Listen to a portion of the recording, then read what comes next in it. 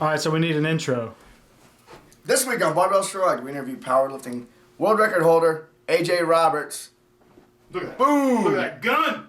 Who happens to also coach CrossFit seminar powerlifting. Nailed it, first time.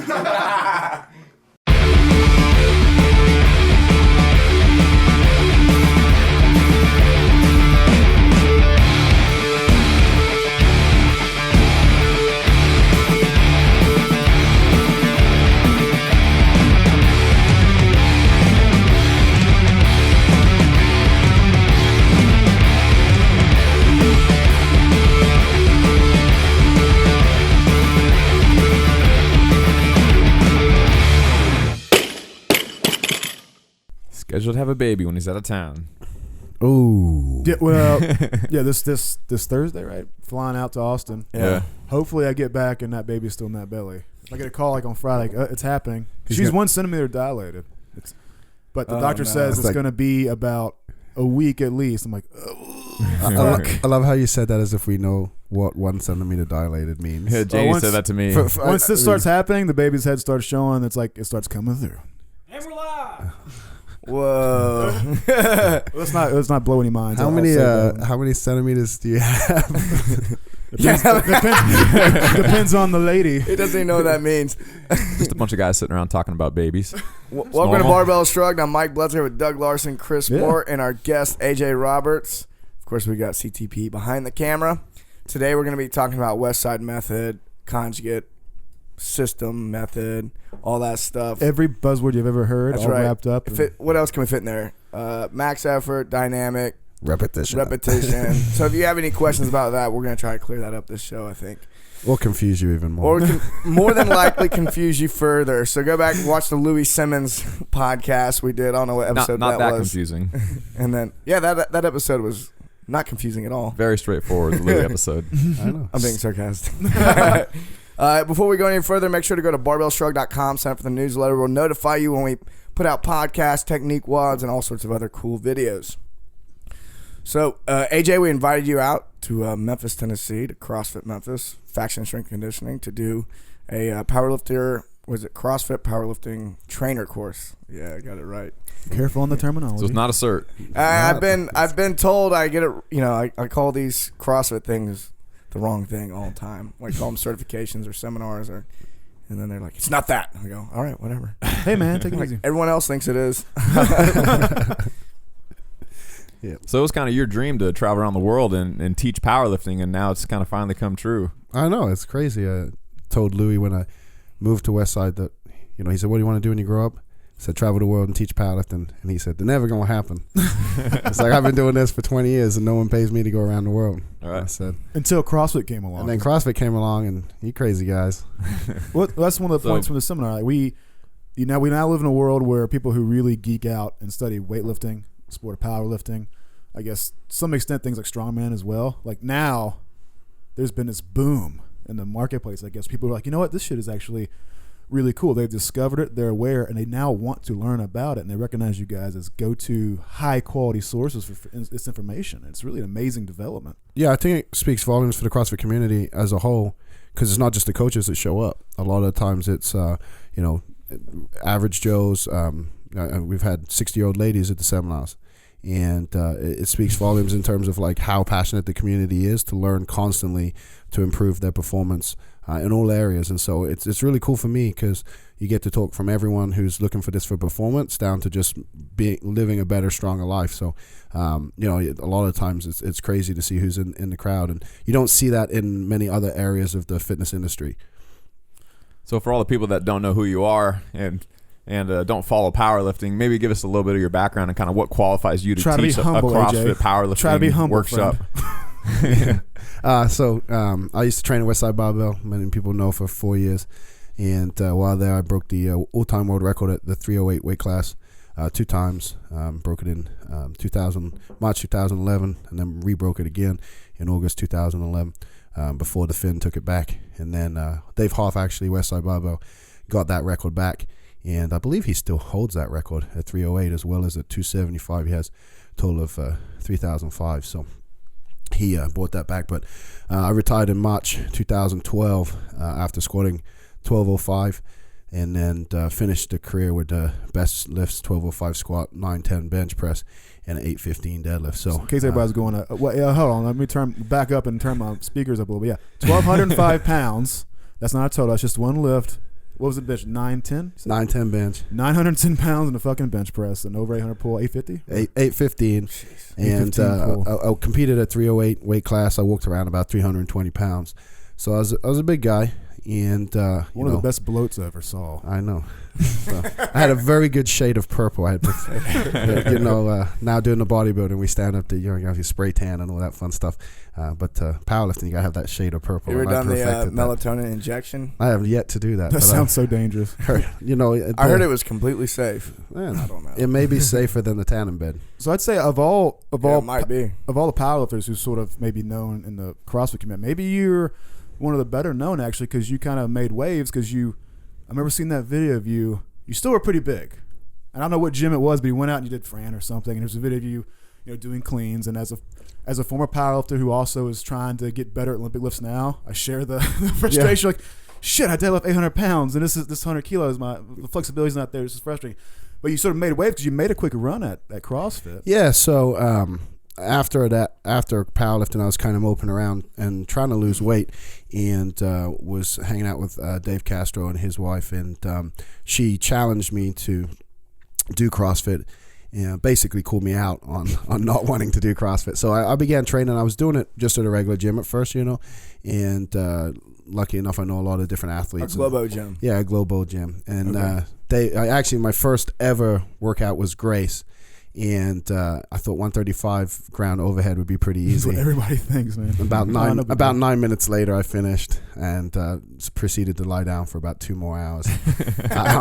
Fuck me. But no, I went to. What would Louie think of all this? I went to CrossFit Invictus and worked out with Dave Lipson, and we captured that on video. And my fiance Grace, who edited the video, did a really good job of hiding how hard it was for me. But essentially, as time went on, Dave kept reducing the amount of reps I had to do on the minute, and we added bands in for the pull-ups. So, it was a very humbling experience. But I'm an extremist. Anything I do, I want to be the best at. So, started training, 2-3 hours a day doing the CrossFit stuff, and did that for 8 months. Competed in the 2013 Open. Managed to finish in the top 20%, which sounds a lot cooler than it is when you got 100,000 plus people in it. But, I don't know, man. I'd say it's pretty good because it was a really quick and abrupt turnaround from what you were doing. I mean, because you had been how long before that were you powerlifting? I remember you used to train when I was competing. I discovered you and started paying attention to what you were doing because you were training out with Brent in Washington, right? Because Brent was one of the best powerlifters I ever knew of, period. Yeah, I trained 10 years powerlifting, and during that time, trained with some of the greatest there was. Moved from Spokane to first I moved to Kentucky. Finally moved to Columbus, Ohio, to be at Westside after learning from Louie for so many years, and really had the privilege to train alongside some of the best lifters there are, and still some of the best lifters there are, and I'm privileged now to continue to work with Westside and CrossFit and still train with talk to those guys and help them. And after this, I'm going to Columbus for the week. So it's been quite the journey. But I'm lucky because of who I am, obviously, and working with CrossFit. I get introduced to guys like yourselves and other top CrossFit coaches and athletes. So I kind of shortcut that learning curve quite a bit because I don't have to go through all of that struggle myself. I just look at what they're doing. How many times do they train a day? What does it take? What do I need to do? Lucky enough to work with guys like Kelly Starrett and fly out to San Francisco and get work with him directly. Whereas, I was doing that, and a friend of mine said to me, I got all these problems. And I'm like, well, you live like 30 minutes. Why don't you just go see Kelly? And they're like, Kelly has like a 1-year waiting list. And I'm like, are you for real? So it definitely has it. Being strong definitely gave me the advantages I have and shortcutted that learning curve. And so, I love CrossFit still, but what happened was essentially the Open was a big eye-opener for me in terms of what it actually takes to be a CrossFit athlete. And I actually got detrained during the Open because I just physically wasn't able to recover between the workouts. My body was falling apart, ended up busting my knee, had quad issues, and I tore my pec shortly after. Wow. And I realized that, I'd spent 10 years pretty much moving up and down and not moving much at all. And all of a sudden, I'm in this high intensity, high impact sport. You train 3 different movements, Yeah. as well as you can. Versus Now you're in a being very extreme now they're way. throwing like Yeah. unlimited amount of movements. and I'm trying to do that. Even in the open, I was still in the two. I was 247, so I was still probably 40 That's pounds, massive, yeah. 40 pounds overweight. And the body, there's a break point, and most people are smart enough to manage their training, back away.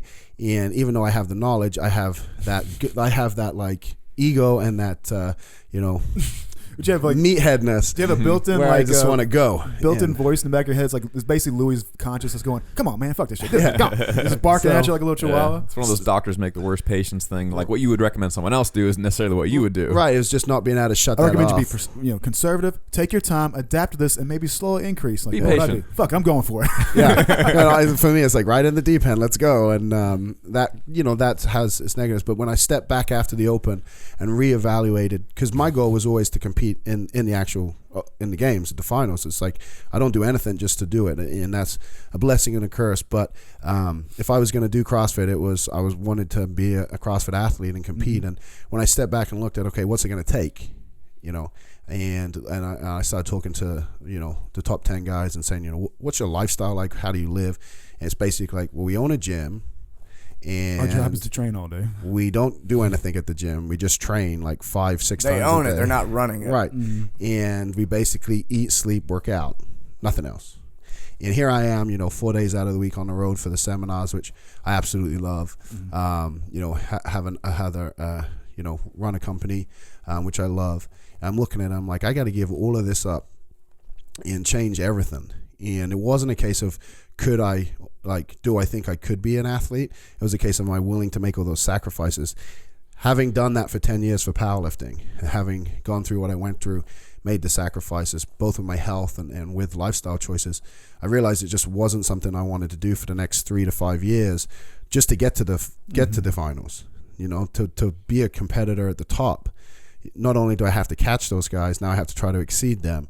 And just when you look at it like that and you start breaking it down and you start to see what you have to do, it puts it into perspective. Yeah. And, I was like, I'm not willing to go through all that again. So with the injuries and stuff, I backed away and, again, was just kind of working out to work out and started gaining weight and got back up to like in the high 260s, 269 or something. You're like, fuck yeah, this And I'm feels like, good. I was like, oh man, I'm going back the other way, so I better do something. And that's when I just decided to do bodybuilding, to have that lifestyle in terms of eating good, training, and having a purpose. And of course, then I ended up competing for my first show, qualifying for nationals, and You're getting intense again. now You're like I'm second place. Fuck 33 this. weeks out from going to nationals. But the beautiful thing with all this is that I've had experience now in a purely strength-based sport, a performance-based sport, and now I'm in, I guess, physique sport, I guess is the way you look. And there's things you can take from each, and then there's things that obviously don't carry over. And so as I learn more about each individual thing, I can see the crossover there and can see how it can benefit people. And I think it makes me better as a coach, and definitely helps accelerate my athletes and the people I work with results, because I can kind of guide them and make them avoid the mistakes I made and things like that. I think that's the thing I'm most proud of about the CrossFit movement is that we all came up in an environment where you compared and you drew contrast between these sports. Like, well, powerlifting is this and bodybuilding is that thing, and weightlifting is over here, and those guys are like that, and bodybuilding, fuck those dudes. Like, everything was like a siloed.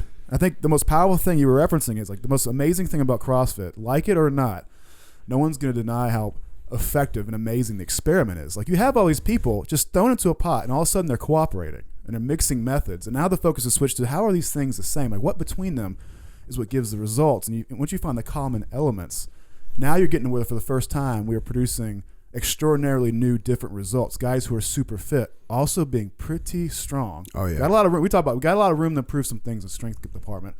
But you're having guys now who can run a long way and then snatch a lot, and that's a whole new kind of thing. That's what excites me, man. Well, one thing you mentioned though is you listed different sports, and bodybuilding is still one of those sports. Yeah, it's still the taboo sport still. that like CrossFit is It is still taboo. they see anything that resembles bodybuilding, and it's shunned still. Like, powerlifting was brought in, endurance sports were brought in. Weightlifting was probably the first thing that everyone was falling all over themselves to get at. But bodybuilding is kind of like, and I think maybe it has to do with the goal of bodybuilding. Right, bodybuilding is the one thing. The benefits that could come with that.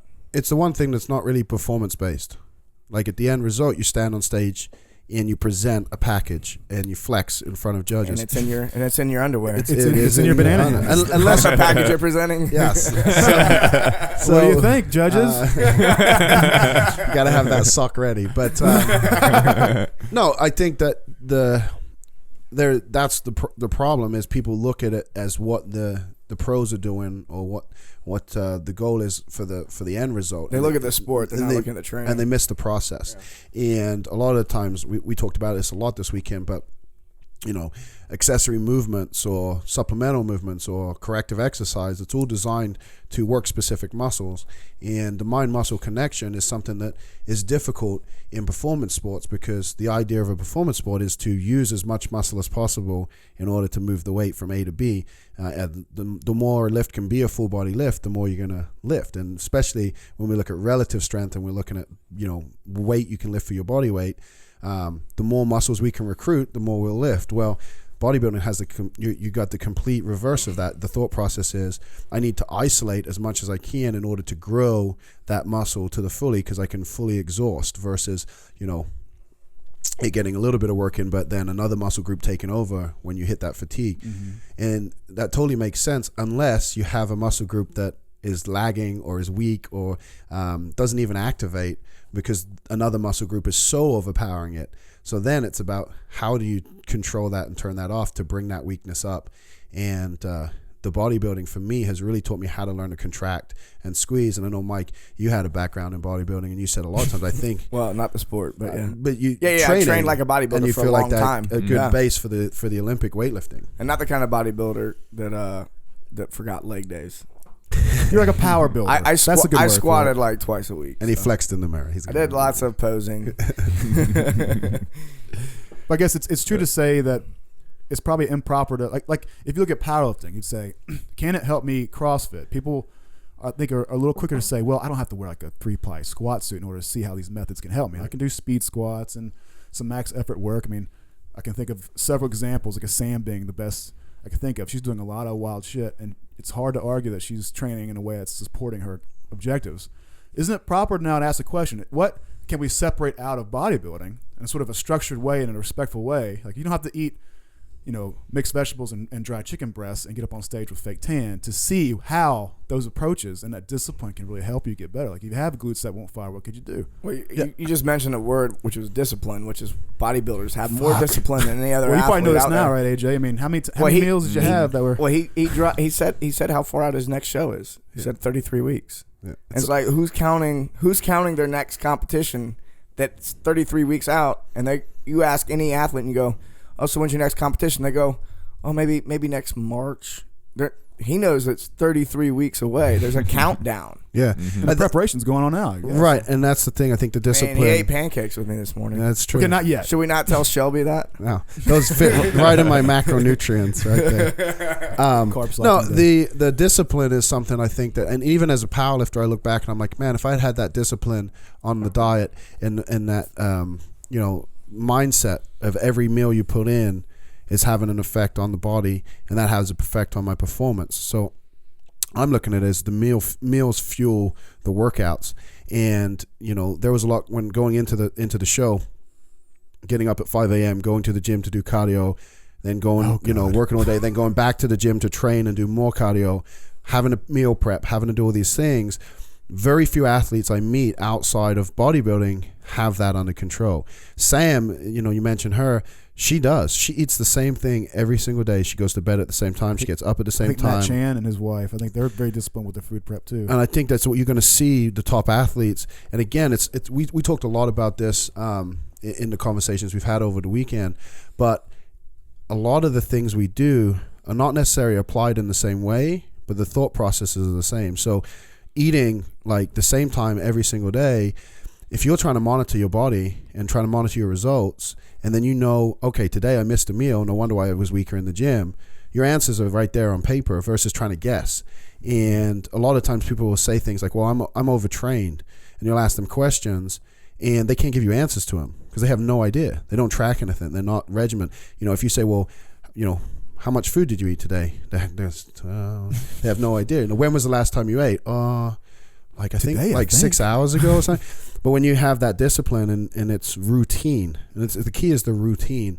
It's very easy to say, oh, I'm gaining weight. I need to cut out calories or cut out carbohydrates, or looking at the diet. Maybe there's a food you're eating that your body's not responding to. What did I change? Oh, I switched from turkey to chicken. Oh, I'm not buying chicken from, I'm not buying organic chicken, there's something in the chicken I'm getting from where I'm getting from is probably affecting me. I'm having a reaction to it.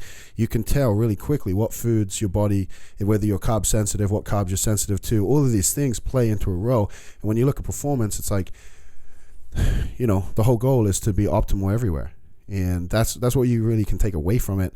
It's just that discipline. And I think a lot of athletes in CrossFit is a sport that it's interesting because nutrition seems to be a big part of it, but then when you actually start talking to people, they're like, I kind of just eat whatever I want, whenever I want. And you look at it and it's like, could you be better? Not like how good are you? It's could you be better? And I think the answer is always going to be yes, because the body needs certain things and it operates better when it's in homeostasis. So if we're out of whack, even alkalinity in terms of are we drinking enough water versus other beverages we're drinking, we all drink coffee. And it's how much coffee do we drink compared to water? And are we alkaline balanced? And we don't know unless we're measuring or monitoring. And the more we can measure and monitor, the less guesswork we have to do. The less guesswork we have to do, the easier it is to see, am I getting off track or am I on track? Because the worst thing you can do is a month goes by and you're like, man, I have no idea why I gained 8 pounds this month. It's like, whoa. So that's something that's not talked about in the CrossFit world very often, at least from what I can tell. Can you explain that? You just mentioned alkalinity twice. Can you kind of explain what that means? Yeah, I mean, everything is going to take you. So your body obviously wants to be balanced, wants to be in homeostasis. And then with the alkalinity, you're either going to be positive or negative from that. And it's based on what food you eat. And so certain foods push you one way, spike you one way, certain foods, crash. And when you're out of whack, that's when the body is basically fighting itself. And so anytime you take in, excessive sugar, you have that insulin spike, it pulls the sugar because it's trying to balance out as quickly as possible. And so with there's different foods and things like that, and there's different charts you can look up, but it's the balance is the key. And the body always wants to be balanced. And I think, when I was walking around at 320 pounds and eating pretty much see it, eat it diet, anything goes, I was so out of whack, but the body somehow starts to process that, and you ignore all of your body kind of ignores how poisoned it is. It creates ways to somehow shut the brain off or do something. I don't know. I'm not that smart, but I look at it like the body wants to be balanced. And when you go too far out of whack, it starts to try to bring you back down. And so if your body's fighting itself, recovery is not going to, if you're fighting yourself, the last thing it's going to do is worry about recovering the muscle because it's trying to figure out what's going on in the gut. And these are all things, that play into performance. And it's funny because a lot of people, they cut certain foods out thinking it's bad. The performance goes down. It's like, well, the food's bad. I was told that bread is bad. And it's like, well, if bread is not bad unless it's white bread bought from the regular store. There's not all grains are bad, and so those are the things that depending on what you're eating, it depends on how you feel. How you feel affects performance, and I think that's what the underlying thing here is performance. And how do you go to the gym and be maximal or optimal every day when your body's so out of whack? And that's the hardest thing I think people struggle with is one day they feel great and then the next day they feel terrible, but they don't know why. They wake up in a bad mood. They don't know why. Well, if you had ice cream the night before and the next day, you're probably going to wake up. I don't know about that, AJ. I wake up every Saturday morning for $1 million bucks. I guess the word After Friday. Yeah, I think the word I was thinking of when you were describing is and Louie used obviously the Westside method. I think method is a great word. It's you get up and you have a certain. It's not necessarily just programming. It's not necessarily what because that maybe you look at one thing as being the most important thing, but it's everything you do. Is there a flow and a reason? Does it have its place? And are your days sort of consistent? when something changes, are you able to say, oh, I likely know what caused this unoptimal result or this deviation? I'll have some sense of how to correct it. Or if things aren't going my way, at least I know that this approach isn't working. It's not a random mix of all kinds of shit. Yeah, it's organized chaos. Yeah. It's loose set of rules that you're not bound by exercises, sets, reps. You're not bound by the movements. You're bound by concepts and theories. And when you have such loose standards in terms of what that could incorporate, it can really be applied to anything, and it can be applied outside the gym the rest of the 23 hours as well. And I think that's what people miss is that they when they want programs or they want training advice, it's like they're looking for exactly what to do. Just tell me what exercise I should do. And it's like, well, what I tell you would be different than what I tell you, because your body may be different, your leverages may be different.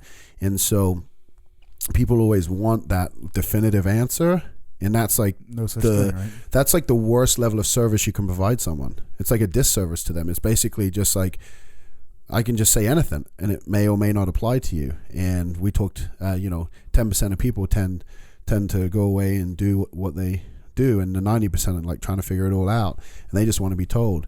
Problem with that is like when I tell you what to do, like I can't see what's going on in the gym. So if you have a program and I'm not watching your technique, you could be performing the exercise wrong. By the time I get around to watching the technique, it's like 2 months have gone by and I'm like, oh my gosh, like you've been doing it like that. And it really doesn't matter that an expert did the programming. No, I mean, it has no rhyme. It's a program done, a crappy program done with 100% effort and perfect technique is outdo the perfect program done with crap effort and terrible technique. You give me a Formula One car and a manual that was written by fucking one of those expert drivers and their coaches and their teams. I'm like, okay, I push this button of the 8,000 fucking buttons, I would just immediately crash and burn. It wouldn't do me much good. Keep him away from the track. So there's not a whole lot of guys who lived a big chunk of their life over 300 pounds that can do muscle ups. Well, that's true. You're probably one of the rare exceptions. What are you weighing right now? Right now I'm like 246. So you're before the pancakes this morning. So you're a 250-pound guy that can do muscle ups. That's a rare person. Like, have you ever done a muscle up? Having gone over 300 pounds? Well, Doug, it's not as easy as have I done it. But I can do. Do you know any other guys that have been over? Do you know any other guys over 300 pounds that have ever dropped down and been able to do muscle ups? Maybe it's a rare person. Maybe John Wellborn. Yeah. Well, John's a freak, but it's like a list of like 3 people maybe I can think of. Yeah. Right. You're gonna have like 100 people right in now being like, screw you guys, I'm 260, I do muscle up. You guys should run a content. Yeah, send the video in. Yeah. You can do a muscle up and you're over 250 pounds. You I have to want weigh to see it. yourself on video. No shenanigans. I'll start a 250 plus muscle up club. And if you're like 6'5" and you're 250, I'm saying, okay, come on, dude. We're looking for some stockiness here. Right. I mean, so for all the guys that are over 300 pounds or have been in the past, like, and they want to be able to do pull-ups and muscle-ups, like, what could you tell them that might be able to get them there someday? I'm a very explosive athlete. I think a lot of that came from the dynamic effort training. Mm-hmm. Yesterday I PR'd on the seated box jump 46.5 inches, which, it's the 2 guys jumped higher than me 50 inches yesterday. And of course there's lots of other people who jump higher than that, but 246, a month out from a bodybuilding show, I don't really know anyone who's doing that kind of stuff. And it's being athletic, I think, is a big advantage. But the other thing is I break down movements. Everything is broken down. And so when I was trying to learn the gymnastics stuff, we looked at Gymnastics WOD and looked at what Carl was putting out, and it's like, how do I break these movements down? And then when I understood that the movement pattern, it was like, how do I train the movement pattern? I used bands and to do assisted movements and things like that. And then it was a case of, okay, because I knew I had the strength. I mean, if I didn't have the strength, then what's the point in benching and lifting what I did? So I knew the strength was there. It was just a case of stringing the movement pattern together. And I think that's what most people do. They just jump on the rings, they try to do a muscle up. And I just broke it down to its simplest form, right from that ground drill where you pop your hips and land on your feet. That was the first thing I started working on. The minute I could do that, it's like I move on to the next thing.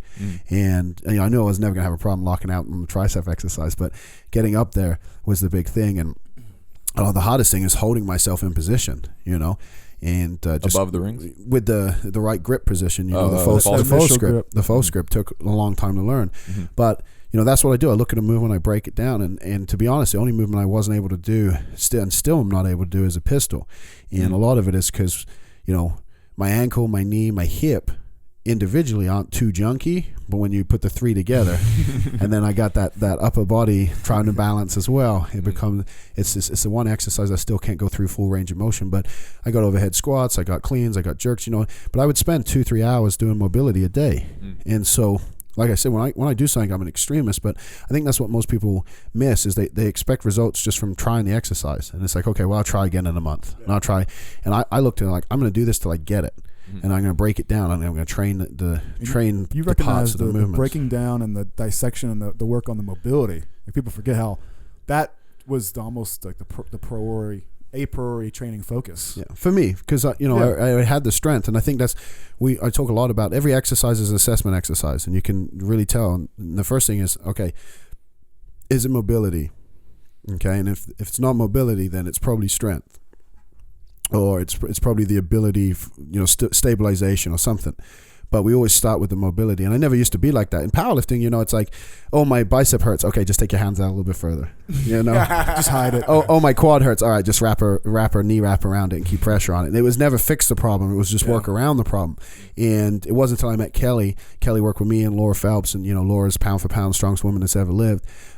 He worked with us, and we both saw ridiculous results from that, just from freeing up the scapulars and the thoracic and doing stuff like that. And all of a sudden, so when I was doing the CrossFit, I understood that basically my limitations were a lot of because I couldn't just move my body in those ranges of motions, couldn't put my hands up overhead, and it's a combination of pec tightness, first rib, all these different things. And so you have to attack those, and you have to attack them every day. I spent 10 years of my life, essentially detraining the athletic ability.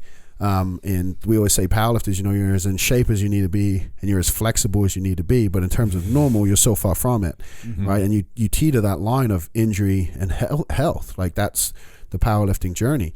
And all of a sudden now I'm looking at it, I'm like, okay, I should be able to get in this position, and I can't. Like, there's no reason I can't get in that position. I don't have any like joint or like issues. Like, I've never had a severe injury. So it's like, I'm just that muscle bound, or it's not used to moving through that range of motion. And so the minute I understood that, it was fix that. And I think this weekend when we were working on people's bench press technique, there was kids who we put in the right position and instantly, like someone had a 35-pound PR, another person had a 15-pound PR, another guy had a 10-pound PR, and all of them had zero mobility issues. So as soon as I showed them how to set up correctly and to activate the legs and to use the legs in the bench press and turn it into more of a push press than just an upper body lift, they get PRs. But then there's other guys who we couldn't put them in the right position.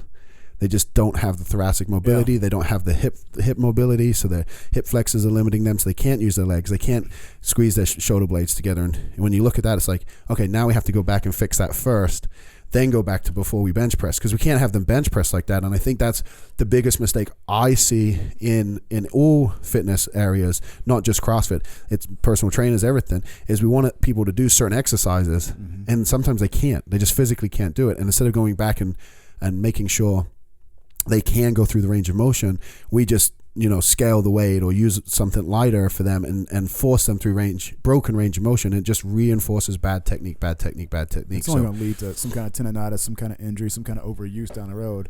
If you recognize that and you're impatient, you're just going to keep loading progressively anyway. It's just, you're going to undo yourself. I saw that. The example you used over the weekend was, if you can't overhead squat, then you probably should never be doing full snatches. Right. You have to be able to do one step and then the next step. Yeah, and I don't have much of a background of Olympic lifting, but I mean, what's the first thing you learn before the clean? You don't learn to clean and jerk as the first movement pattern, I'm sure. And when you show up at the Olympic Training Center, I think you always introduce people to the squat first, and you got to squat well. Some of that reminded me of this. It was like this prototypical conversation I had with this guy on Facebook. He posts like, I can't overhead squat more than this much. It's my shoulders. What can I do to get more of an overhead squat? I'm weak at the bottom of my overhead squat. And I watched the video. He loses ankle mobility, knees dive in, chest dives forward, and he's pushing the weight behind And the shoulders him. try to save it. And his shoulders are in a unnatural position to hold the weight. And he's convinced, because he feels it in his shoulders, that this is the worst. Like, how do I make my shoulders stronger is the question. Mm-hmm. If he could just hold on to it. And I said, I was like, it's not your shoulders. Work on your ankles. It's like, you're working on ankle mobility is your number one priority for increasing your overhead squat. Yep. And he was like, well, are there any other exercises I can do to make my shoulders stronger? I was like, no. I was Right like, you oversight. keep doing it like this, you're going to get hurt. Right, because if you're in the right position, then the shoulders aren't going to feel stressed because they're just a support. That's the overhead If they squat. do- You're not lifting the barbell up with your shoulders. You're just literally in a supportive position, and locked position should be your strongest position. Yeah, but and if you're move away having from a it. hard time with the shoulders and you're in a good position, now I'll consider like shoulder strength as an issue. But like, Yeah, I think not until then. I tell a lot of people, the bottom position of squats should all look the same. And if your back squat, front squat, overhead squat all look completely different, you got some issues going on, because there's no reason you shouldn't be able to be in the same position for every single one of those squats. I mean, essentially, the only thing that changes is where your hands are. The load moves on the spine, but if we move the load and it binds you up somewhere, then you got an issue. But if we move the load and you can go through full range of motion, perfect technique, then you're a good athlete. And it's funny because if you can't do a body weight squat without raising up on your heels or something like that, people use Olympic lifting shoes as a crutch now. They put the shoe on, now I can squat, so I'm good. They don't ever fix the ankle mobility issue they have. Mm-hmm. And so, it starts with the body weight movement. If you can't go through body weight movement, let's fix that first before we start trying to load. Mm-hmm. We tend to do it backwards, it seems. We keep loading, and then we'll say, okay, well, my numbers aren't going up. Oh, okay, now I'll do mobility. And it's too late at that point, I think one of the big epiphanies that some of the guys had in the workshop from over the weekend when you were talking about assistance work and weaknesses was you're not just doing random assistance work. You're doing it for a specific purpose. You're finding whatever your weakness is on say the squat, whether it's your thoracic spine or your low back or your hamstrings or your glutes or whatever. You're finding one specific weakness, and then you're putting all of your assistance work towards that one specific weakness. Can you kind of dig into that topic a little bit and talk about some of the common weaknesses, especially for the squat and like the assistance work that you guys do to fix those problems? Yeah, I think the greatest thing you can do is look at like the male anatomy and the female anatomy in terms of the way they move. And you'll notice most females naturally sit back, they open their knees up, they load the posterior chain, and as a result of that, phenomenal posterior development. Yeah, that's like the girl. one thing. But that's like the one Nobody thing minds that. in CrossFit. Can they just wear high heels? What are those shoes? The Skechers, right? Great for ankle The mobility. shape ups. Shape up. I'm gonna get a letter from there. They had cease and desist or something. No, but you look at the guys, and naturally, we don't sit back. We're anterior dominant, so knees go forward, knees collapse, because then trying to balance the load.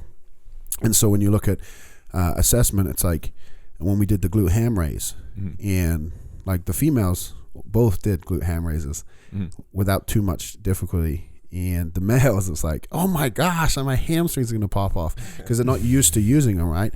So, By the way, folks, the GHD is not just for sit-ups and back raises. It's originally intended to do something called The H stands for hamstring. Glute ham raise. That's right. The H stands for hamstring. That's a great point. So Google, YouTube, glute. Was it? We have a technique wall on GHR. it. Yeah. Glute By the ham way, raises I technique wall. thought it was there you go. It's the best exercise. Like if you're a little slow in a deadlift, you can get good at glute ham raises, especially if you can throw like a little light band tension over your head and you can get to where you can do them explosively. You're gonna get faster. yeah, off the floor in a it's deadlift. definitely the exercise that will have the biggest effect quickly on your deadlift and squat, especially for the men, because now the hamstrings actually have to fire. And that's the biggest thing, is that if you're not using a muscle group, it's going to be lazy. And when we go back, if we do load the body correctly, we spread the load out over more muscles, which means we lift more weight, because they still fire and activate exactly the same, but now they're doing less work. But for some people, some of those muscles aren't firing. Right. And like shoring up that weakness could mean And a lot more For weight. some people, your hamstrings are lazy bitches. Yeah, and the They're not reason contributing to the team. the reason for that is the positioning. And so when you hear people say, well, you just just keep squatting to get stronger at squats. The problem is if you're always squatting in bad position, your hamstrings and glutes are never going to activate correctly.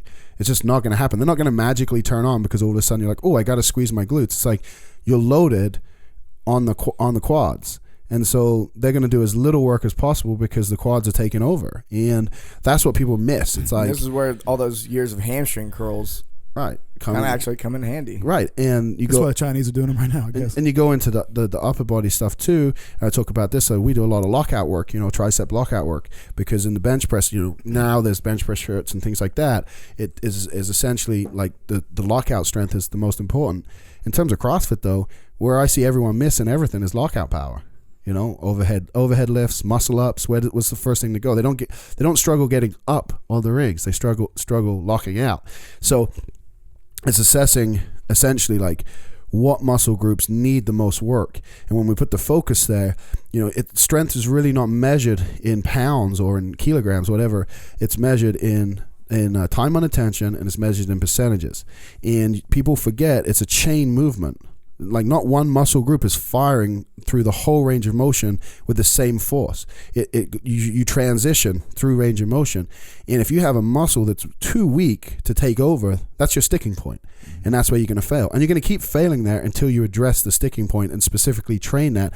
And it's funny because your weakness will probably always be one of your weaknesses, but it's the quickest way to get stronger because you could that 5 pounds. Like we had a lady this weekend.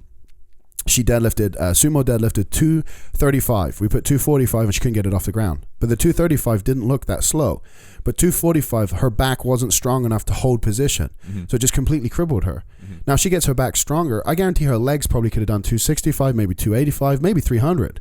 But I don't know until I fix that back issue, because that is like that 10 pounds was too much for her back to stay in position. And that's the thing that people miss is we don't have to get 50 pounds stronger. We just have to need to fix whatever muscle is limiting us, and we don't know what strength we're going to unlock. And that's why powerlifters, you'll see go meet to meet to meet and jump 20, 30, 40 pounds every meet on their lifts. Is because that's what they're, if they're focused on the right things, it has the biggest impact. And a lot of Olympic lifters who have this notion they have to do Olympic lifts every single day, and they're not focused on strength, which is a big problem I see with Olympic lifting in a lot of places. They'll go away and spend a month not Olympic lifting, come back and PR on their Olympic lifts because they got muscle groups stronger that were limiting them. And when you have a lift that's so technical, your technique can be great, but as soon as a muscle group can't support or stabilize and you fail, the only thing to do is get that muscle group stronger. And once you do, boom, new PRs go. Just not enough assistance work in a lot of weightlifting programs, you think. And you mentioned doing GHRs for some assistance work for lower body. We did X-band walks this weekend. What are some other assistance work for lower body? Yeah, you got to imagine most people sit all day. So a lot of the times, and most of the exercises we want to do are standing, moving.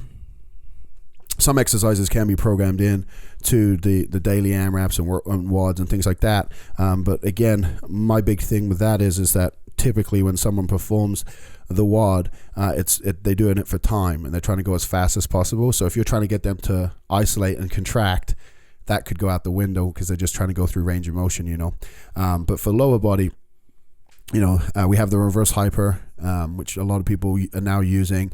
That's a phenomenal back glute hamstring developer. But if you don't have a reverse hyper, just hyper extensions are going to be awesome. Back raises are going to be good. Most people don't, we do a lot of abdominal training, but most people don't do any low back training. And so you got to have, everything should be balanced front to back. And then for legs, obviously, if you have ankle weights, really high rep ankle, leg curls with ankle weights gets into tendon and ligament strength is really good.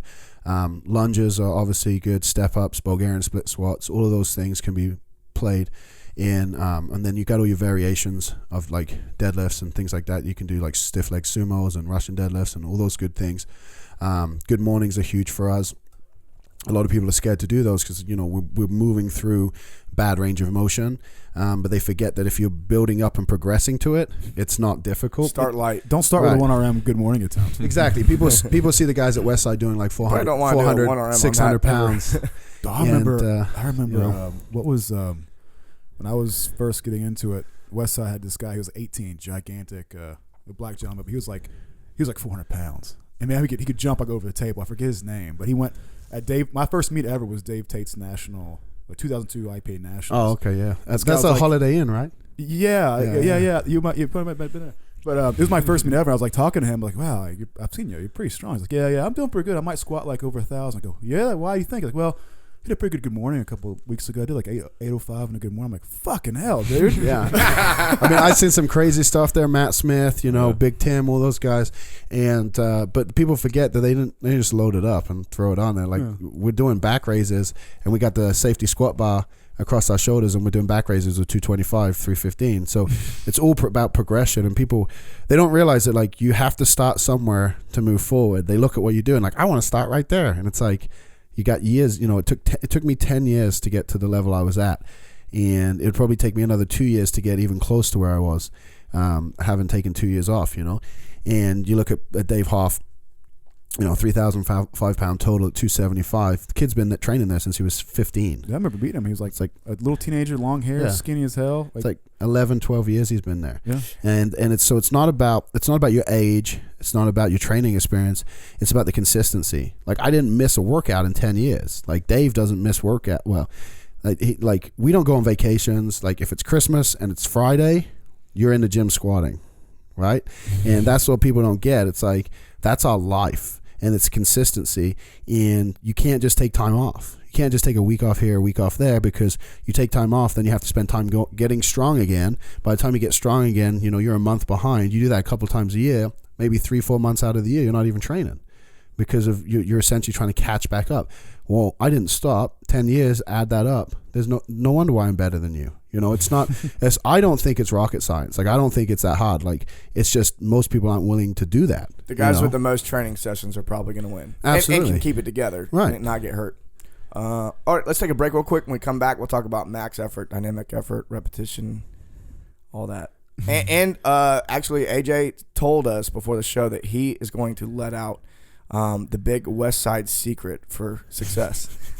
Oh goodness, that's a teaser. All right, welcome back to Technique Wad. Today we're doing part 4 of a 6-part series on the clean. The first video in the series is the overview video, and that basically tells you exactly what to do on the clean.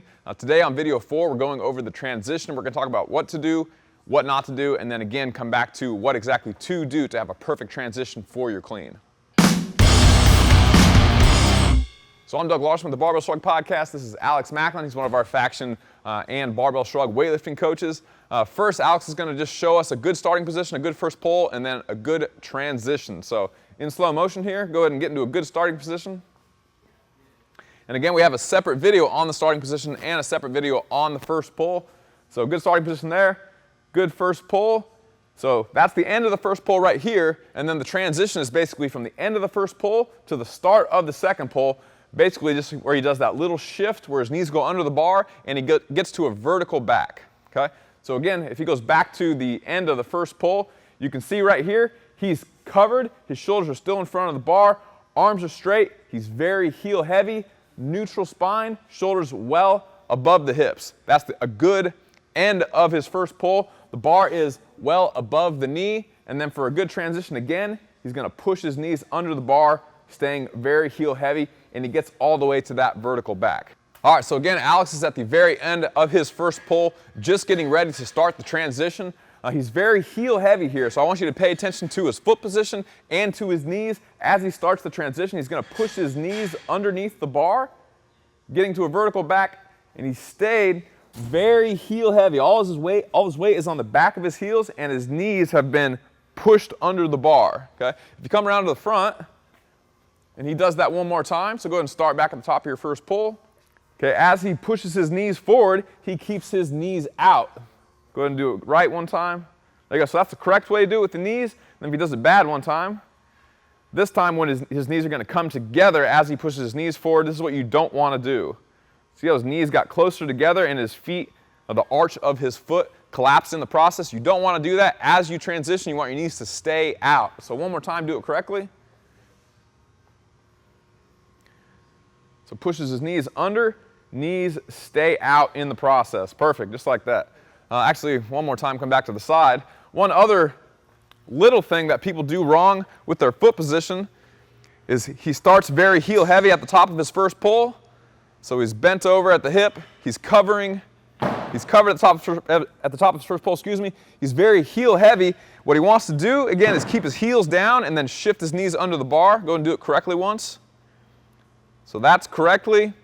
And then what he doesn't want to do, if he starts over, what he doesn't want to do is shift the weight onto his toes and have his heels come off the ground as he pushes his knees under. So he doesn't want to do this.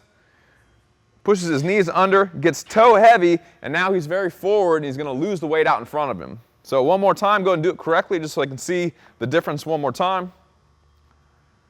So very heel heavy to start with, pushes his knees under, and again stays very heel heavy. Now here he's in the power position. You can see the bar is touching him on his upper thigh. Okay, that's key. The higher the bar touches, basically the better leverage you have, which kind of leads us into our next point. Some people like to do a hip clean where they're kind of rowing the weight into themselves. As they're transitioning, they're bending their elbows just a little bit. There's nothing wrong with that. That's a style thing. A lot of people love it. Some people don't like it. If you don't like it, you don't have to do it. But if you do like it, here's how to do it. So if he, again, starts at the top of his first pull with straight arms, as he pushes his knees under, he's going to row the weight into him. And now this time, instead of the bar hitting him here, it's hitting him a few inches higher. The higher it hits on your hips, the better leverage you most likely have. So this is going to give you very good leverage on the barbell, hitting right about the same spot that the bar would hit if you were snatching. It just picks it up a few inches. So if you have these little bones right here, it's going to hit right below those little bones, basically right on your belt line if you're doing the hip clean. So again, one more time so they can see that. So here's the hip clean. Push his knees under. Rows the weight a little bit. See, his elbows are back and he's pulling the bar into him. And then here's a regular transition with a straight arm. This is not a hip clean, and it hits just a little bit lower. So both have some application.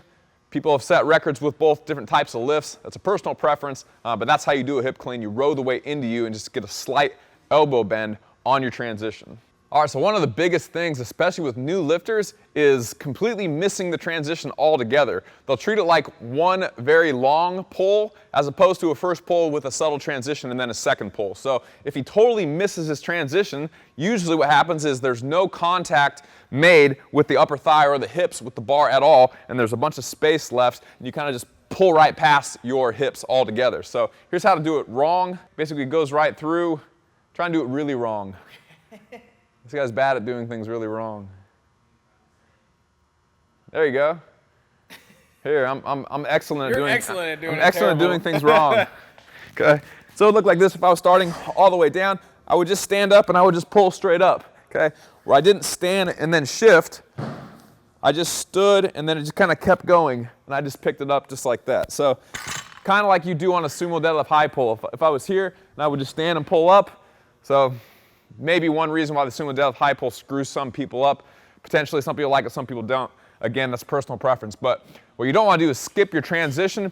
Once you get to the top of your first pull and you're bent over and your legs are almost straight, you're at that vertical shin with a slightly bent knee, then you're pushing your knees under the bar to get better leverage, putting yourself in that power position, and then you can extend, shrug, pull yourself under the bar, catch it on your shoulders. Okay? So again, one more time, here's how to do it correctly. There you go, beautiful. So again, he pushed his knees under the bar, he's at a vertical back. One more thing is he kept his shoulders back and down. A lot of people will transition and they will lose their shoulders forward like this, okay? So go and do it right one more time. Pay attention to his shoulders. Shoulders are back, and then as he transitions, they stay back, they stay down.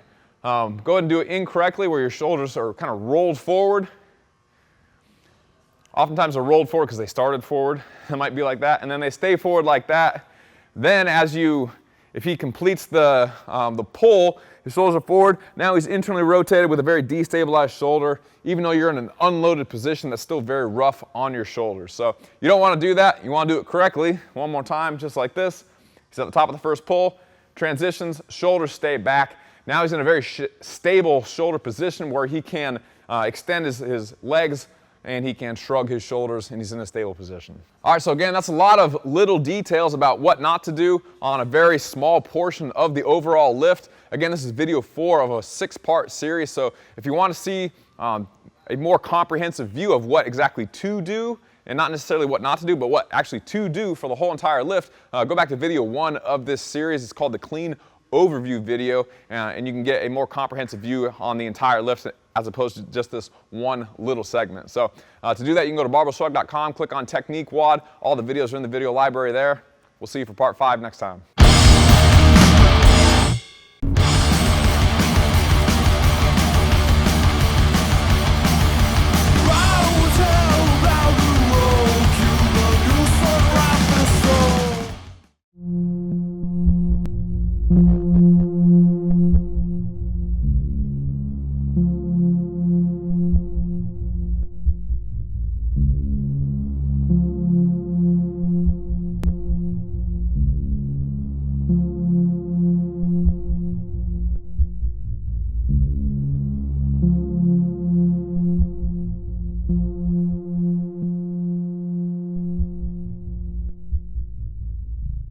Into the microphone. Lou is gonna be Lou, and that's great, man.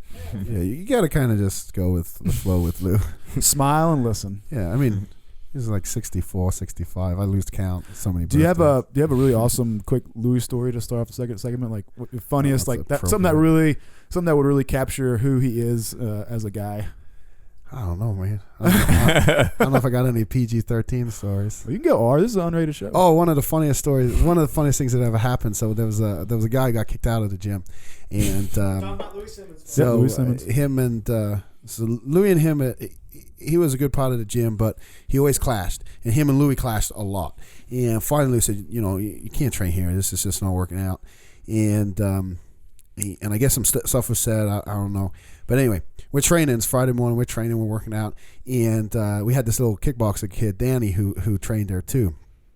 He rolls up, and he just got a new car. He got the same car as the guy that got kicked out.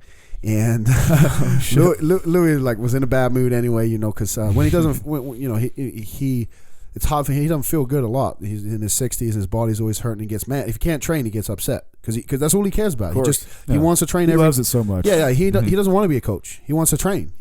And that's what he loves. And so when he can't, it's hard for him. But he was having a bad day. He was trying to squat, having a bad day. So he's in his briefs, and you guys have seen his briefs. He puts those little blue things on first, and he puts those old canvas, like I don't know. I ain't never even seen those before. I think those are like custom Louie Simmons briefs. Yeah. But one day they'll auction those things off for a lot of money. But so anyway, Danny pulls up and could see him down through the gym, and Louie just like something flips in his eye. And he grabs a plate and he's just like starts running out there. He's like, if that's the guy, I'm going to smash him. He's like, he was heated. So he gets out there and like little Danny gets out of the car and Louis like cocked up and it's like the little deer in the headlight looks from Danny and Louis just calms down. But he's so passionate about stuff. But that's the funniest thing like I witnessed. Like there's a lot of Louis stories of us traveling and things like that. But that like sums Louis up in terms of like. He's like so passionate, and it's like the gym to him. He's big on the samurai stuff, the Book of Five Rings, and Machida and stuff like that. What was the question? What's your best samurai Louie reference? Kung Fu. Well, no, he just a lot of it for him. It's like the honor of a samurai. Like literally, like when you leave the gym, I really think he expects you to like cut yourself, like you're gone, like out of there. So. But for him, it's like a code. It's like an honor, And when you leave, you leave the dojo, and when you leave the dojo, you basically walked away from everything and everyone. And there's only myself and one other guy that seems to have left and somehow remained in good graces. And he has good relationships with other guys now. They mend the bridges, and he's becomes friends with them again because you got a lot of history there. But very few people when they leave will tell Louis they're leaving. They'll just leave. And I don't know if it's fear of having to face him and tell him that, or whether it's just, I don't think it's done in disrespect. I think it's more of they know they're letting him down, they know they're letting the team down, because you're not walking out on just Louis. You're walking out on Westside Barbell. And that's Louis' big thing. Like it's not Louie Simmons, it's Westside Barbell, and you're part of a team, and you're responsible to every team member. So if you miss a workout, it's not him who's affected, it's the whole team. Like they need you there to spot, they need you there to load, to coach. And So when you leave, you basically walk out. And I mean, and I went through that. I walked away and left a team of guys without a leader, and took a few months before all that blew over. But I did it in the right way. I set him down and explained to him and left. But even after that, I came back and we talked again about it all, and I explained it all again with a different perspective, and it finally clicked in his head, like why I left, and we've become exceptionally close since then. But to him, it's like, this is life. That's all he knows and all he wants to know. He doesn't go on vacation. The reason he doesn't, we used to do the seminars at Westside, and the reason we don't do them there anymore is because the CrossFit community wanted us to travel and do them. It's a little bit easier for people to get to. But when that happened, I'm not going. I got a team to train. I got stuff to learn and things to do. I can't be running around the country. And he never has a good experience flying. So he's, it's like he dreads getting on airplanes because he just never has good experiences. But it's not because he doesn't want to work with people. Anyone can go to Westside Barbell. You can't train there permanently, but anyone can go visit. They just have to let him know, and he'll spend days with you. He'll give up all his time, and he's never asked for a dime for it. He answers every question that comes in, and he used to call people back, but it's a little overwhelmed now, so a lot of times they just do the email thing, and he doesn't email, someone reads him and he responds. But I've never seen a guy care so much about getting people results, and that comes through. So he's very protective of Westside. He's very protective of the team and the people in the team, and in essence, he's one guy who's dedicated his life to something, and very few people do that, and so there's craziness there for sure, and he knows it, but at the same time, out of that has come something phenomenal that I think will last the test of time. So he's kind of used his unique genius to basically revolutionize the world of strength, and specifically the world of powerlifting. So maybe walk us through kind of how he did that, and then what he ended up developing, kind of what that system looks like. Yeah, it all started back, in the end of the 70s and the 80s, and he suffered several injuries, broke his back. Depending on what story he's telling, maybe 2-3 times. When he broke his back, didn't know he broke his back, and then broke his back again. So he tells the story. Well, I broke my back the second time. But he started. Not a bad impression. He started looking for different ways to train, and that's when he went overseas and saw what the Olympic weightlifters were doing, who were dominating. And he said, well, what are these guys doing? He started taking pieces from the Soviets, from the Russians, from the Bulgarians. He just started taking pieces, getting his hands on whatever he could. And of course, a lot of the translation, a lot of stuff like that, some stuff got lost in translation a little bit. But so some definitions and meanings that, you'll see them, and sometimes people say, well, this means this and this means that. But they miss the point. It doesn't really matter what the word is. It's about what came out of it. And so he started processing that and essentially came up with the system he has now. But it's been a 30-year evolution, and it's been tested and tried and over again. And of course, once something happens and it works, you try it again, it works again. Now someone doesn't have to go through all the BS to figure it out. It's like, okay, you need to do this and you'll get this result. And it just works. And a lot of times it doesn't make sense. You're like, well, why do I need to go do this exercise? Like, I don't see how it plays into it, but it's because has the coach's experience. He's been doing this longer than I've been alive. And he was lifting longer before that. So when you look at that, it's like, okay, where we're at now is not where it began. And essentially, it's a 4-day system. When you max out twice a week, and then you do dynamic work twice a week, or speed work, as a lot of people call it. And then you got repetition effort work in there as well. And that combination of those 3 things combined puts you about 80% of peak performance year round. And then you just need to do 4 weeks to get ready for a competition. And so we're always getting stronger. Always 4 weeks out from competing. Yeah, always 4 weeks out from competing. Whereas a lot of people, I need 12 weeks, I need 18 weeks. And like a lot of our guys will compete, and then they won't have the results they want. They can turn around and compete again. And it's a system that never stops working, because again, it's not a program. And it evolves, and things get taken out, things get put in. And a lot of percentages get lowered, a lot of things get changed, and so it's difficult for a lot of people to follow, because if you go back and start reading his articles that he started writing in the 90s, that's when after 10 years of success, he started national champions in 85, he himself, multiple elite class totals. he said, I better start teaching this stuff. You know, people start asking, people want you to. So he started teaching it. Back then, you know, he didn't have a business. He wasn't making money off this stuff. He wanted to teach and share. He was asked to do that.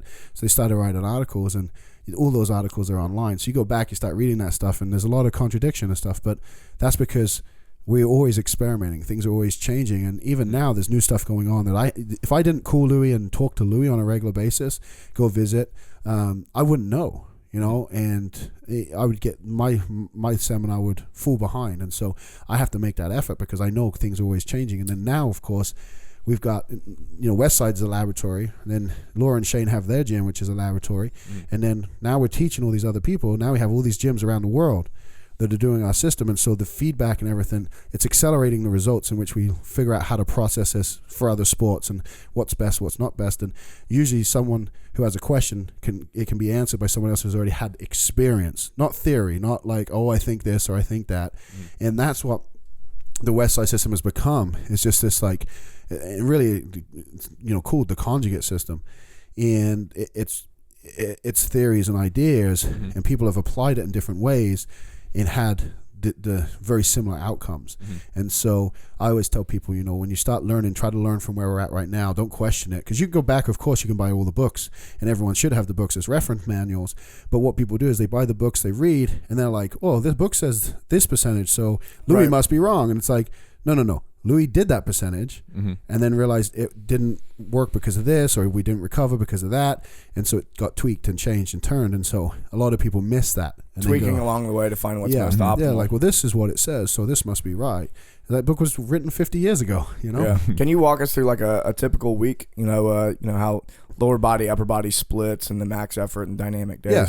So the system at Westside is Monday is maximum effort lower body, and that day you basically work up to a 1 rep max, and we only do 1 rep maxes for multiple reasons, but a lot of people miss that. Like, we only work up to 1 rep maxes, and we usually do a squat or squat or deadlift variation. So we don't do the main movement. So we would never do a full range squat or a regular deadlift. What we do is variations. So we have bands, we have chains, we have all the different things you can do in that. But it doesn't. You can be as complex or as simple as you want. You know, that's what the beauty of the system is. There's no right or wrong answer. It's just pick something and work up to a max. And we throw good mornings in that rotation as well. But you know, people who need to build up obviously aren't going to work up. And we never do a 1 rep max when we do the good morning. It's like a 3 or a 5. But typically it's a squat or a deadlift. Then we go on and we do our assistant exercises. We do between 5 and 7 special exercises for the lower body. Wednesday, so Tuesday's off. Wednesday is a max effort upper body. Same thing. Obviously we bench press because that's what we do in competition, and we pick a bench press variation. And we'll do a full range, a partial range, or what's known as the future method, where we use a bench press shirt, a slingshot, or where we use reverse bands. Just to lighten it a little bit and let you feel a heavier weight. Yeah, it allows you to lift more weights essentially, which, you know, obviously has, you know, the mental effect, but also the body learns how to handle those heavy weights. But we'll pick one exercise variation, work up to a 1 rep max, and then we go on and do 5 or 6 special exercises for the tricep, the chest, upper back, you know, all the upper body muscles. And you need about 72 hours between workouts, and that's the layman rule. Obviously, the more in shape you are, those rules get blended a little bit. And CrossFit's redefining like what we believe, like what science has said before. CrossFit's, we've seen redefining that. So that's 72 hours between lower. Right. For muscular recovery. Obviously, we know, you know, cardiovascular, that's different. Then so Friday. Now, so we got Monday, Wednesday, now Friday is dynamic lower. In dynamic lower, we're going at percentage. We do a 3-week wave. First week's 50% with 25% band tension, or just obviously 75% straight weight. Second week is 55 with 25% band tension. Third week is 60 with 25% band tension. Do the 3-week rotation, and then we change something for the next rotation. All right, and we always squat. You keep the movement the same for the 3-week wave, and then the next 3-week wave would be a different movement. So for us, we box squat. So it's like box squatting with bands, box squatting with chains. We have different bars we use, but it could be as simple as going between a box squat, a free squat, a front squat. You know, close stance back squat, wide stance back squat, high bar, low bar. So you could do all those variations without ever changing. Go flat soled shoe, you know, Olympic shoe. And people miss that. We don't do that because we have all those tools. But when you don't have those tools, it's about changing something. When you change something, you change where that load is on the spine. You change the spinal load, what's going to induce a different response. We do it for 3 weeks because after 3 weeks, you don't get any faster. So we rotate back through the percentages. Again, we do the same assistant exercises, not the same movements, but same muscle groups, lower body. And then Saturday or Sunday, we finish the week off with dynamic effort, upper body. And over time, this has changed. We don't do waves on this anymore. We just change weekly. We rotate weekly. We stick to the same percentage every week, 35% straight weight, 25% band tension, or 60% straight weight if you didn't have bands or chains. And we just rotate the movement every week. So for us, we go between, bench. We always do full range because that's what you do in competition. And dynamic days can be looked at as technique days. We're trying to perfect technique. More good first reps. Right.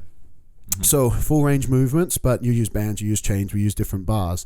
But for a CrossFit athlete or any performance athlete, really, you're going to mix in overhead presses. You're going to mix in, incline, decline, because the bench press is not what you're tested in. The bench press is a training tool.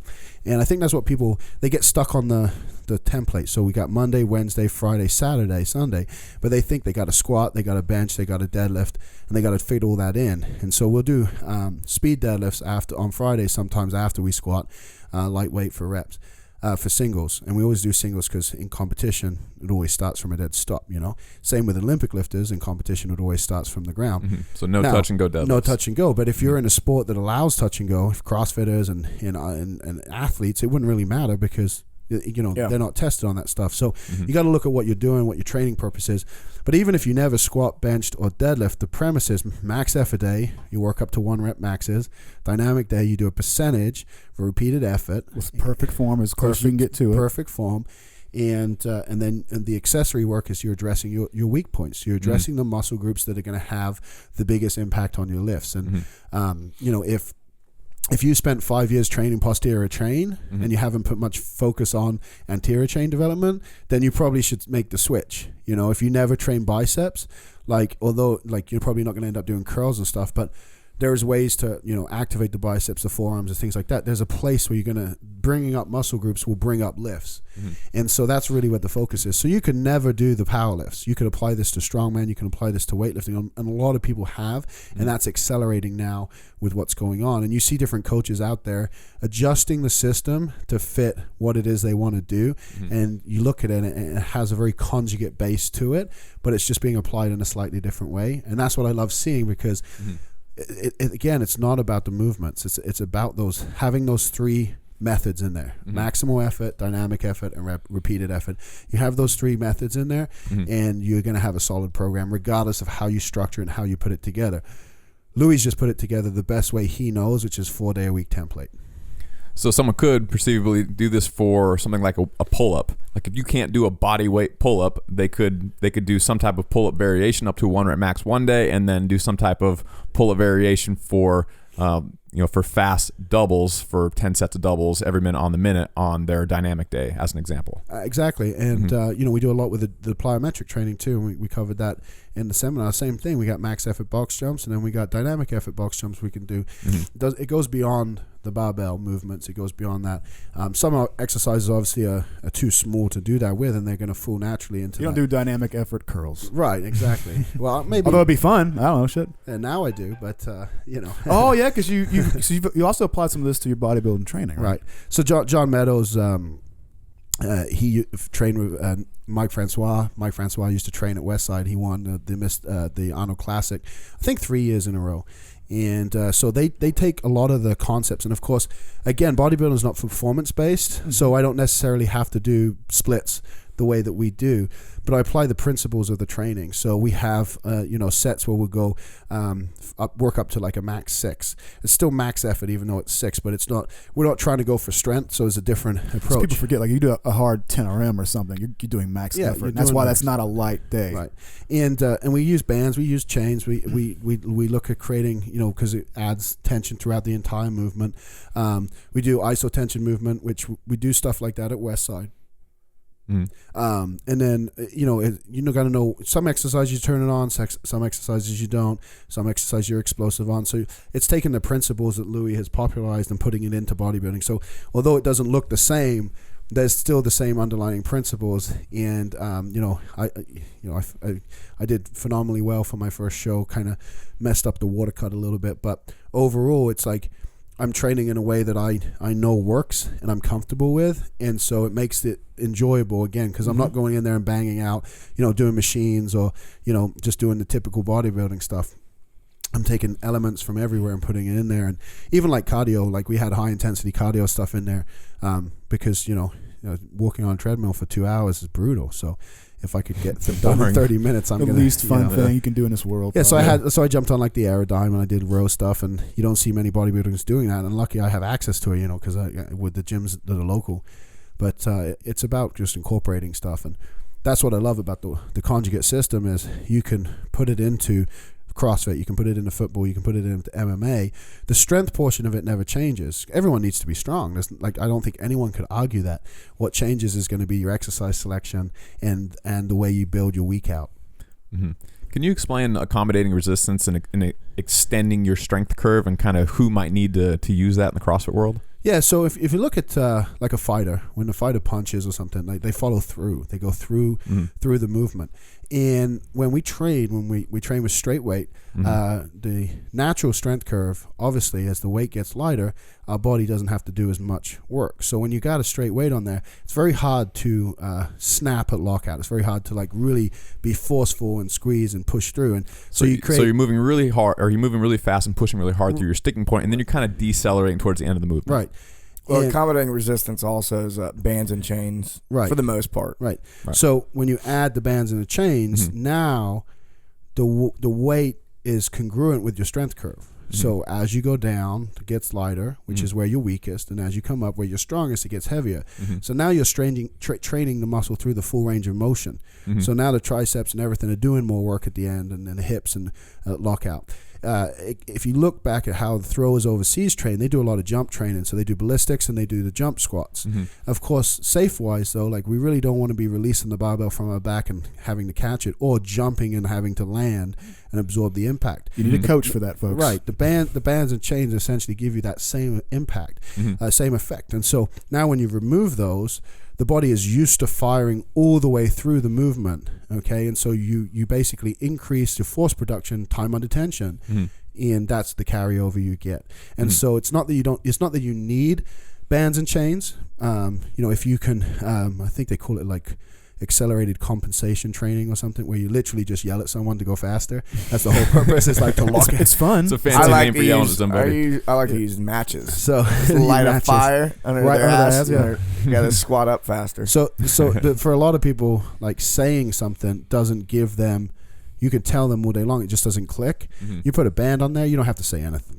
That thing happens automatically. You're right about that. As soon as they stand up, they have to be tight, otherwise that band is going to staple them to the ground. And when they go, they have to accelerate through, otherwise they're not going to stand up. Watching somebody squat or bench for the first time with a band is always comical. It's a moment of awareness. It's like bench is scary the first time. Someone squats and they for the first. I mean, I've done it. The first time out is like, you get it inside the rack and you lift it up. You're like, okay, this is heavy. And then you take one step and it's like, and you just get whipped all over the place. Stimulates the hell out of you. And what's really great is especially stimulates. That's the right word. Stimulation. Plus, if you've been squatting a lot for a long time, and a lot of good weightlifters are so fast, explosive. So at this point, they can just keep knocking the squat. But I found especially being a slow white fat guy my whole life is what I am.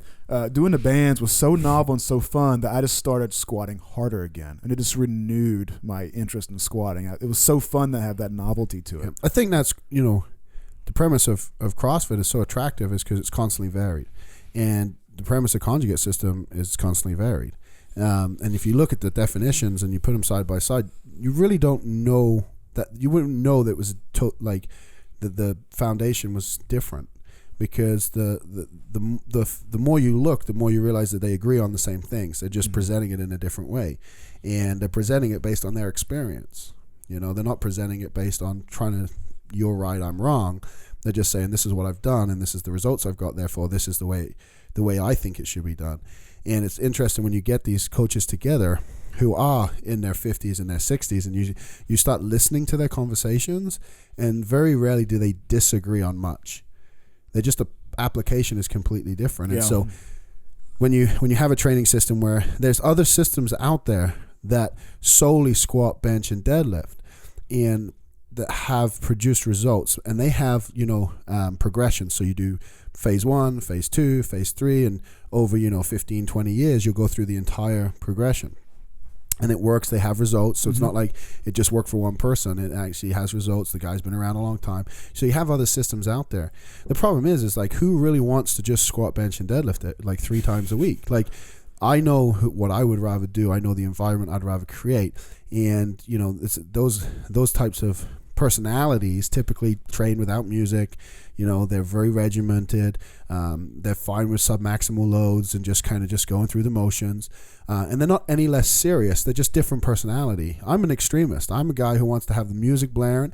I want to be going balls to the wall. And, when you have a system that allows that, you flourish within the system. And I think it's the same type of personality that's attracted to CrossFit. If you walked in a CrossFit gym, right, and they didn't have any music on, and the workouts were the same, all week long, the effect is gone, isn't people it? would be like, what is this? Even though you can program very basic, and you can do the same you could do the same WOD every day if you just change change the time or change the order. And it would have the effect because it's varied. Even though it's the same, it's still varied. It would have an effect. Your members would be like, what is this? Like, why are we doing the same thing all the time? It's just the type of personality you are and what you're attracted to. And I think that's why CrossFit and Conjugate is such a good system together. I think we start looking at something like Westside. You can build in enough steady progression, but it's balanced always with, hey, look, I'm working my hips. Do I got to do the same fucking assistance work for the 15th week in a row? Or do I mix it up? Or can I get at the same thing? I can get a flavor of the max effort, and I can change it up. But there's a plan. We're building up, still, of course, these 4 weeks in the course of the year. We're going in a direction. We know what we want out of this. We're looking at our weaknesses. We're building. We're not just sort of throwing something against the wall and seeing what sticks, which I guess a lot of people think, and maybe that's a mistake in CrossFit too. It's like, I'll come in and just pick the random fucking thing. Well, there's a balance to the randomness. It's not, there is the method underlying it. It just feels always fresh and exciting, which is why it's so damn fun. Yeah, I mean, it's as loose as you can be, but it's backed by really science, mathematics, biomechanics, all of the geeky stuff that we love, that most people just don't care about. It's all there in the writing. You can say, well, it works because of this, it works because of that, and we can back up everything. The thing that is interesting is your plan is not what exercises and reps you're going to do. Your plan is what the effect you're going to have for the day. And I think that's the difference, is just the way the plan is wrote out. And so if I come in and I'm supposed to deadlift, and we're going to do a block pull or a pin pull or something, and I know that I'm going to, my regular deadlift is 800. I'm going to do a block pull and pull 850, 860. I know that's going to be a really big load on my lower back. Well, if my lower back is fatigued and I walk in the gym, I'm not going to do that exercise that day because I know I'm not going to have a good workout. I can change it on the fly and do a squat. Mm-hmm. And now I train the legs. The body gets beat up. It doesn't really know how it gets beat up. It just knows it's got beat up, and it knows it has to recover and change and adapt. And so you have that flexibility to listen to your body, which I think most people are not in tune with their body. They're not listening to, it tells you everything you need. Yeah. And a lot of people, we talk about the state of flow, and most athletes seem to be in the state of flow. That's why they don't have strict training programs. They have something they follow daily, but then they do all this other stuff. But it's because they're listening to their body, the feedback it's getting them. If your elbow hurts, then it's probably not an idea to do something that's going to stress that elbow. You're going to change the exercise, but you're still within the plan. So you're not varying from the plan. So the results you can track, you can measure, and that's, if you can't track and measure it, you don't know if you're getting better. I think one of the biggest things if there's anything I've contributed, I say, I reach out and tell people, if you're doing something like a set strength program, it's a danger when you mix programs together, because that's a big concern. Like, I'm going to do this small off thing, I'm going to do 5 through 1, I'm going to do whatever, and this says I need to do a max set of 5 in the deadlift.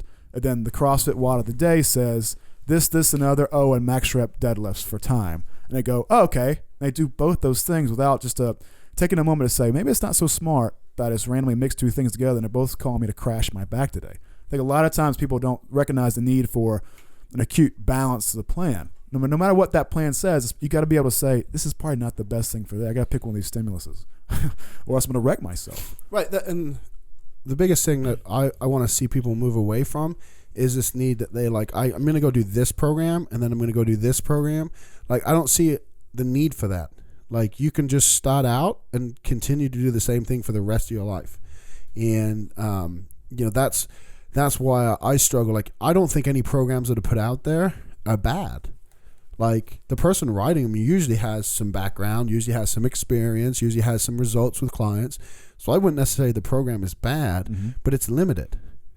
And when you I'm going to spend the next 12 weeks getting strong, or I'm going to spend the next 12 weeks being more explosive, or I'm going to spend the next 12 weeks getting in shape, what happens is the other energy systems drop off. And then you got to spend another 12 weeks getting that back up. And when you do that, then what you just worked on drops off. And so you're constantly trying to bring everything up, but while you're trying to bring everything up, it's dropping off. Whereas I find with the conjugate system, you're raising everything at the same time. And for some people, when there's one area that is severely behind, they may need to specialize for a short period of time. Like, if their strength is that weak, they may need to put their focus on it. But for anyone who is an intermediate or an advanced lifter, like, it's not about trying to get one as high as you can immediately. It's about how do you raise everything simultaneously so that it has an overall effect. And I think people miss that. Like, when I broke the world record, I broke it at 28.25. The record was 27.99. But I broke the total record.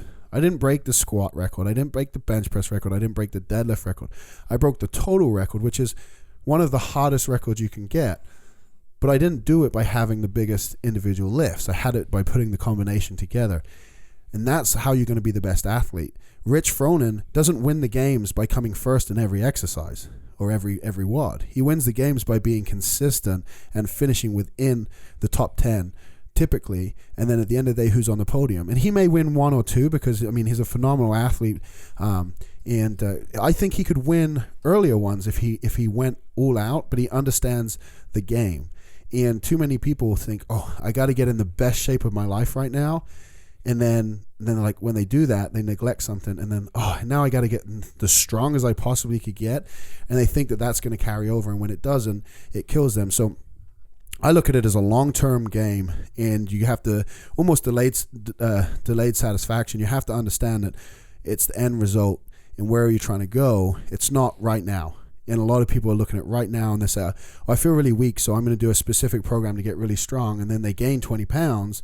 Strength's going to go up, but then now I got 20 pounds I got to lose because they stopped doing the conditioning stuff. So it's about the balance, and I feel like the conjugate system has that balance and can be applied to performance sports without taking away or needing specific focus. And when you can do that, you can just continue to do it, and you can rotate your stuff through. And if you really wanted to, you could do a powerlifting phase, an Olympic lifting phase, a strongman phase. Same rules, different exercises, but you don't have to think, okay, now I need a new program with new sets and reps and things like that. But I know some people prefer that; they just want to be told. So there's always a need for that. Mm-hmm. Dropping knowledge. I think we're you good. said it all, man. That was just rattling right off. I love it. Yeah. When you're talking about intermediates and advanced, like most CrossFitters I come in contact with are beginners, and they may not even know it. But I usually consider anyone a beginner who hasn't been like weight training for strength for at least 2 years. Yeah, absolutely. So like a lot of times people go, I want to adopt some advanced training methods. I've been doing CrossFit for 8 months. And it's like, you're probably not there yet. Yeah, I always tell people, they say, what do you think about like the Hopper style stuff and, almost just like random training? And I say, works for about a year. That's the experience I've seen, and it works phenomenally. People get in the best shape they've ever been in. The strength goes up, mobility goes up. They really become better athletes. And but after that year, You hit a big wall. you hit a wall. And so again, it comes back to, well, you can spend a year, or you can just start out on the right foot now. It's your choice. But most people, they don't understand that. You got to have a base, And what Louie's famous thing is, a pyramid is only as tall as the... Doug got asked the question. Did you get it right, or were you? No, wrong? he didn't fucking have any clue what he was saying. Said, what's the height of a pyramid? How tall is a pyramid? How tall is a pyramid, As wide Doug? as its base. Yeah. Well, you guys, how tall is a pyramid? He looked at us, and I looked at Doug. I was like, I don't know what the fuck he's talking about. No idea how. Well, I knew because I've been asked the question. I got asked a question like 10 It was years said in ago. a very peculiar way. Yeah. It was the way it was phrased that made it hard to answer. Like, I so smiled If anyone watching but them Louie swim. said that to me, I'd have been like, "What are you talking right. about?" So in essence, like if someone comes into CrossFit and their body fat percentage is over 10%, and they're worried about specializing down to specific advanced programs, we're missing the boat there somewhere, because there's still room for improvement on that. And if they're trying to move away from getting those results and transition to something else, we're not leveraging, I guess, that beginner benefit. And the benefit as a beginner is you get amazing results by doing very little. And it's almost like you should keep it simple, stupid. Like, don't add anything in until you need to, because if you try to start off with everything, where do you go from there? That's when things get really like Louie always said, it's easy to chase, because you can just look at other people and say, oh, what are you doing? Oh, okay, like, you're strong, and like, this is where your strengths are. I'm really weak there. Maybe if I train those, then I'll get stronger. And that's what I did. And that's how I got stronger. And so, but when I broke the total, now it's kind of like no man's land, And so now I'm kind of like, man, all right, well, what do I do now? And like, that's when things that you got to start really thinking. And so to train for that 1205 squat, I changed my max effort days to all squat variations, because I was like, I'm focused on the squat. So I did that. And at that competition, my bench went down and my deadlift went down. So I squatted 1205 my last competition in March 2012. But I benched like 885, which was a lot less than I'd ever benched before. Almost bombed out on the bench press. Squeezed out a third attempt, which was like exciting for the crowd and terrifying for myself, because I was like, man, I'm gonna have to do another meet and to get this squat count. But then I went to deadlift and I pulled 775, and the thing was, I focused on that squat, and the squat went up, the other two lifts went down, so my total was less than it had been before. And I think that's the thing you always want to avoid. You don't want to go into a competition thinking, oh, I'm in better shape and be weaker, or I'm stronger and then be out of shape. And the one thing I know is to me, strength is the foundation for everything. It's the underlying factor that makes a difference, unless you're not in shape. Because if you can't breathe, strength's useless. You don't have strength. The minute you're out of breath, like, your body shuts down. So, you gotta be able to breathe first. And that was my experience with the Open. I saw the workouts on paper and I'm like, man, this is light. I'm like, this is awesome. I'm going to crush this. And then I forgot that the first 3 rounds are like buy-ins. Yeah. And then the real work gets started, right? And you got to do 150 burpees before you get into the actual work. And my strength just went out the window. It was just surviving. So burpees and snatches. The weight kept going up, but I mean, after you've done 100 burpees, doing a snatch with 185 or 225, like, it might otherwise be easy, but not anymore. So that's that's what separates the men from the boys. And I found out pretty quickly I was still a little boy. Let me ask you this, AJ. So for a lot of people will hear this, and where the rubber meets the road is that there's a lot of people who are still young in the game. Might be true beginners. They might be people who just aren't strong enough at all for CrossFit. A little bit of a base, but they might get a little wayward if they go out and they try to be like a Westside guy in the prime, hitting 1RMs when maybe they need the base more. If you're a little close to the beginner side and you have an idea you want to plug this approach in the Westside, you need to get stronger. Do you put a little bit more focus on the repetition? Do you how would you adjust it for a guy who just needs more work? Like, he needs to do some more just high bar squats, or he needs to pull some reps just to learn and get comfortable with those lifts before he adds in too much variation. Yeah, so what I do is I still have them work up to a 1RM, but it's not necessarily like the most weight they think they can lift for that day. It's just immediately their technique breaks down. So we work up to as heavy as they can before technique breaks down. Okay, because they're not intelligent enough. They haven't had enough experience to know that when technique breaks down, that's the first sign that the next weight is going to be like risky. And they're like, oh, I can lift more. And it's like, I know you feel like you can lift more, and you may be able to with bad technique, but we're not going to risk the injury. So you shut them down, but you still work them up. But what you do is you just drop back and you do repetition work with that movement. So if we're doing a box squat, we work up to the 1RM, drop back maybe to 80% and do 3 sets of 5 at 80%, and they get that training volume in after they've worked up to the 1RM. And that could be simple progressive stuff because it works just fine. Right. But the variations there, and you got the ME component, the max component, and you're doing the work you need. Yeah. I like to use Prilipin's chart, for the optimal sets and reps, and that way you can move the percentages around and not worry too much about are we doing enough, or are we doing, is it going to work? It works, and it's proven to work, and a lot of programs, they don't necessarily credit Prilipin's chart, but if you look at their numpers and you start plugging them in, they fall within the percentages, they fall within the optimal range. Okay, I'd say that chart, for people who don't know, starts, I forget how you spell it. Was it Doug? Prilepin or something like that? Prilipin. Yeah, so I think it's like Louie's experience. What people have observed, I guess what Mr. Prilipin observed, is that for most of the time in these ranges, this is about right. You can play with it, but this sets the scope. Yeah, this gives you like a toolkit. And even our numbers, like our 12 sets of 2, the 12 sets of 2, 12 sets of 2, and then 10 sets of 2 based on those percentages. So week 1, week 2, week 3. If you look at it, it's 24 reps between the 75-80% range, and we go to 85% range, we drop down to 20 repetitions. Well, you look on Prilipin's chart, optimal repetitions is 24 in that range and 21 in the other range, and we're at 24 and 20. So even though our sets and reps are different, we fall right into that range. It's not a coincidence. These things don't just happen to work out. It's not magic. It's not Prilipin's fucking chart, voodoo. It just feels about is right. Pretty loose suggestion. It's just like here's some guidelines you might want to look at when programming. Yeah. All right, let's wrap this show up. What do you got to promote, AJ? We got the powerlifting course. Yeah, the powerlifting course. Best thing is Facebook.